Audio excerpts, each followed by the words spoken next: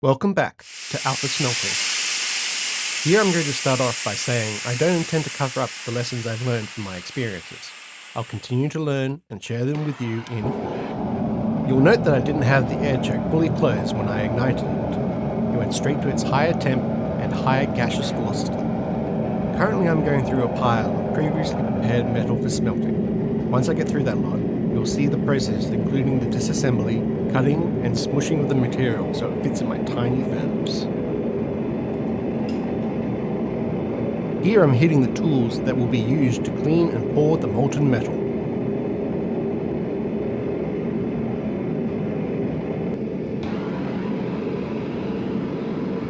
Like always, preheat your mold. Not only will this remove any moisture on the surface, but it will cause the molten metal to pour and solidify without striations or pitting.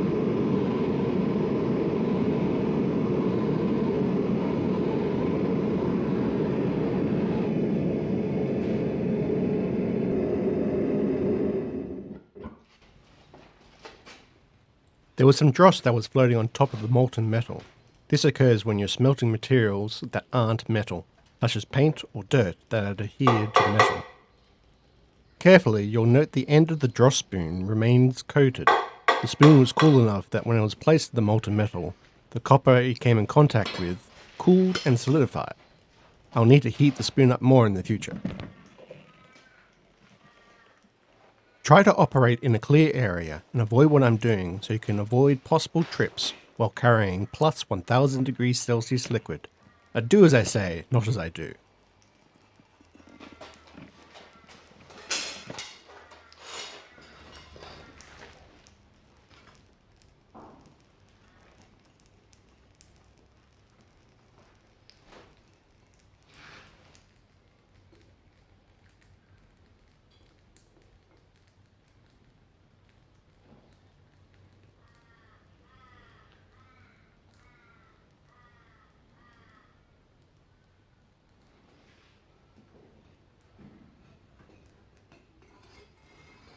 By the time we finished the first pours, the molten material began to solidify. A quick reheat will mean we can clear out the crucible. We're working in a shed with a tin roof. Pretty nice to listen to the rain.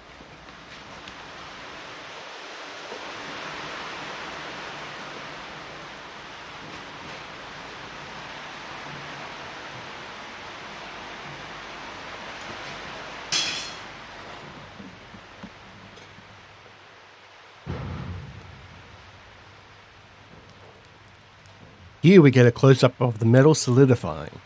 So very beautiful.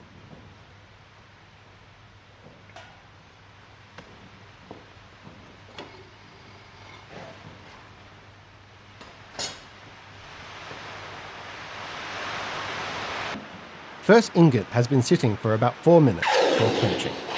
As it is the largest of the batch, it retains a lot of heat. Even after quenching, it'd be hot enough to burn if held.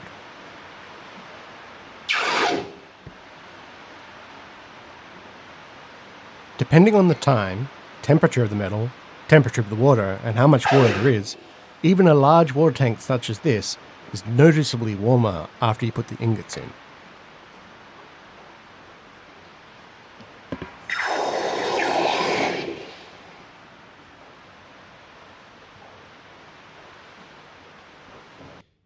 So here's where I've learned a lesson.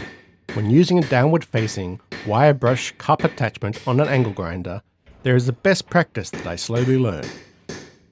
Depending on the angle you hold it and which section of the brush comes in contact, you can get pulled in a certain direction. You need to firmly hold the grinder.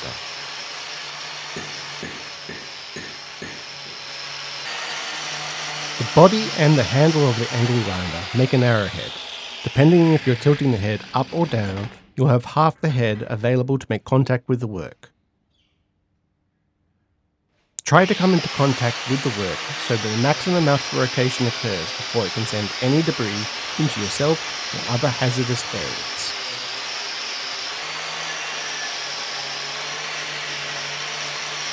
With a whole lot of practice, I'm sure I'm going to get better at this.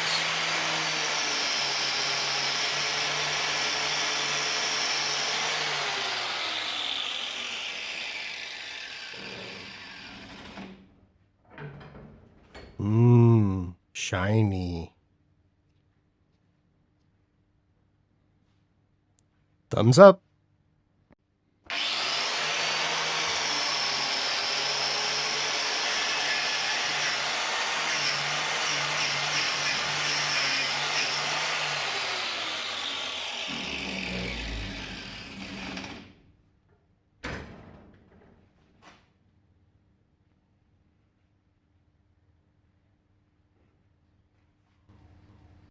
Here are today's finished products.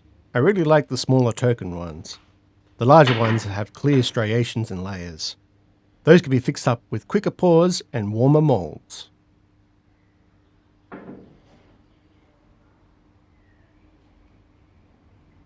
Thanks for checking out my second clip. Next week, something a little different, but a whole lot of fun. Be sure to like and subscribe.